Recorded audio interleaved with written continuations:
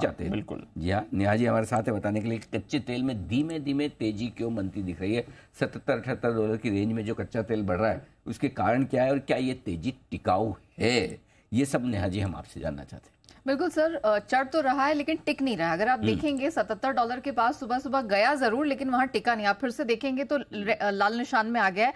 घरेलू बाजार की भी बात करें, रुपया कमजोर है, हम 3.5-4 हफ्ते के लोज के पास है, लेकिन उसका भी सहारा घरेलू बाजार में भी कच्चे तेल को मिल नहीं रहा है। अब दो तरफ के फैक्टर्स हैं, सप्लाई की यहाँ पर सहारा और मांग, कमजोर मांग का प्रेशर। अब इन दोनों को समझना जरूरी है। सप्लाई का सपोर्ट कहां से मिला है? ओपेक प्लस सदस्य हैं, वो भरसक प्रयास कर रहे हैं कि कच्चे तेल की कीमतों को किस प्रकार से ऊपर लाया जाए। सऊदी अरब के लिए जरूरी है कि वो $80 के ऊपर इसे रखे, तब उनके लिए ब्रेक इवन यहां पर बनता हुआ दिखाई दे रहा है, लेकिन यहां वो सफल हो नहीं पा रहे हैं।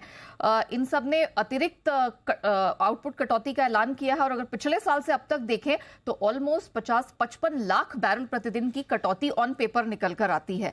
बाकी भी अगर यहां पर देखा जाए, अमेरिका में हमने क्रूड का उत्पादन थोड़ा सा गिरते हुए देखा, ड्राइविंग की डिमांड यहां पर थोड़ी अच्छी निकल कर आ रही है, लेकिन ये सारे फैक्टर्स हैं, ये फिर भी कच्चे तेल को ऊपर ले जाने में नाकामयाब साबित हो रहे हैं। अब क्यों? सबसे बड़ा फैक्टर यहां पर यह है कमजोर डिमांड। चाइना जो कि दुनिया के सबसे बड़े कंज्यूमर्स में से आ जाता है, यहां पर जो उम्मीद की जा रही थी साल की शुरुआत में कि बड़ी अच्छी डिमांड निकल कर आएगी, रिकवरी होगी पोस्ट पैंडेमिक, वो कहीं उसका नामो निशान दिखाई नहीं दे रहा है। इनफैक्ट एक एक करके जितने डेटा आ रहे हैं, आप मैन्युफैक्चरिंग एक्टिविटी देख लीजिए, सर्विस सेक्टर के नंबर्स देख लीजिए, सब यहां पर खराब है, कॉन्ट्रैक्शन की तरफ इशारा कर रहे हैं। सिर्फ यही नहीं, जापान के साथ साथ यूरोजोन के भी यहाँ पर जो प्रोड्यूसर प्राइस के नंबर्स आए हैं, मैन्युफैक्चरिंग के नंबर्स आए हैं, बिजनेस एक्टिविटी के नंबर आए हैं, ये सारे कमजोरी की तरफ इशारा कर रहे हैं। ये कुछ बड़े देश हैं जो बड़े कंज्यूमर्स हैं कच्चे तेल के, और यहाँ से कमजोर डिमांड आ रही है। प्लस यहाँ पर इंटरेस्ट रेट हाइक की संभावना अधिकतर सेंट्रल बैंकों की तरफ से बनी हुई है, तो ये डायरेक्टली आपकी मैन्युफैक्चरिंग एक्टिविटी को इम्पैक्ट करती हुई दिखाई देती है। प्लस सऊदी अरब के ओएसपीज का अनाउंस होने वाला है, तो लगता है कि शायद एशियन खरीदार जो कि हाथ पीछे खींच रहे हैं, और टिपिकली अगस्त लोडिंग यहां कम हो सकती है, तो वो भी यहां पर थोड़ा सा प्राइसेस नीचे लेकर आ सकते हैं। ये बड़े फैक्टर्स हैं जो डिमांड को लेकर डर है,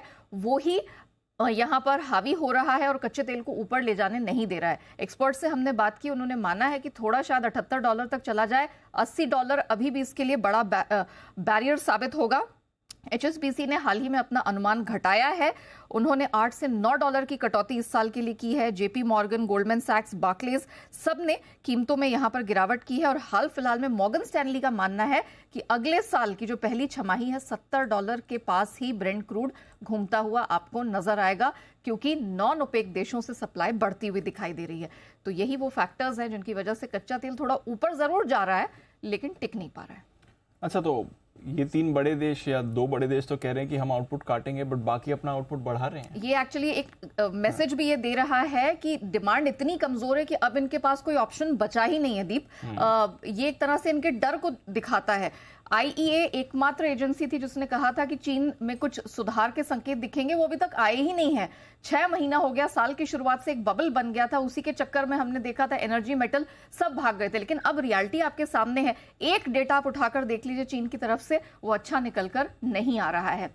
तो यही एक बड़ी चिंता का विषय बन गया है, और सप्लाई की कटौती जो एक डेस्परेट मेजर के तौर पर पूरी दुनिया देख रही है, उसके कारण तो और भी इस बात की पुष्टि हो जाती है कि आपकी डिमांड है ही नहीं। आप कितना सप्लाई कटौती कर लें, डिमांड नहीं होगी तो प्राइसेस को सपोर्ट नहीं मिलेगा। तो चलिए, यही बात हो भी रही थी आई थिंक अनिल जी के साथ भी, पिछले कुछ महीनों से ये बात चल रही है कि कच्चे तेल के मूवमेंट से अब बाजार को डर नहीं लगता, और कितनी भी कोशिश कर लें, सऊदी अरब आई थिंक तीसरी बार है जो ये आउटपुट कट की बात कर रहे हैं, रशिया को भी अब साथ में लिया, एक और देश को तो ये हाल है, तो भी अगर समझो ये नहीं क्या होता तो 60 क्या होता। सर, टोटल ऑन पेपर इनकी कटौती 56 लाख बैरल प्रतिदिन की है। ऑन पेपर, अभी ऑन पेपर है, ये कर भी नहीं पाएंगे। पूरा लोगों को भरोसा है कि वो कर भी नहीं पाएंगे। 11.5 मिलियन BPD सऊदी अरब का था, जो कि दुनिया के बड़े उत्पादकों में से आता है। जुलाई के बाद अब अगस्त भी एक्सटेंड कर दिया, 90 तक बोल रहे हैं। वो कर पाएंगे कि नहीं ये किसी को पता नहीं। अल्जीरिया ने पीछे से थोड़ा सा हाथ उठा दिया कि हम 20,000 बैरल कर देंगे। बाकी इनके कोई सदस्य यहाँ खड़े नहीं हो पा रहे, क्योंकि सब अपने थ्रेशोल्ड से नीचे चल रहे हैं। हाँ, पहले से जितना करना है उससे कम चल रहे हैं, तो कटौती क्या करेंगे? क्या करेंगे? कटौती में ही चल रहे हैं। कटौती ही चल रही है। हाँ, कटौती में ही चल रहे हैं, उसके बावजूद ये हाल है। हाँ, कटे हुए और क्या काटे, और क्या करोगे? एग्जैक्टली।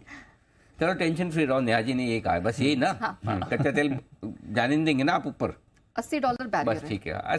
छोड़ो 82-83 बस, उससे ऊपर उससे ऊपर हाँ, नहीं। बस हाँ 82-83 तक कोई टेंशन नहीं। चलिए, तो ये है कच्चे तेल में पूरा का पूरा एक्शन।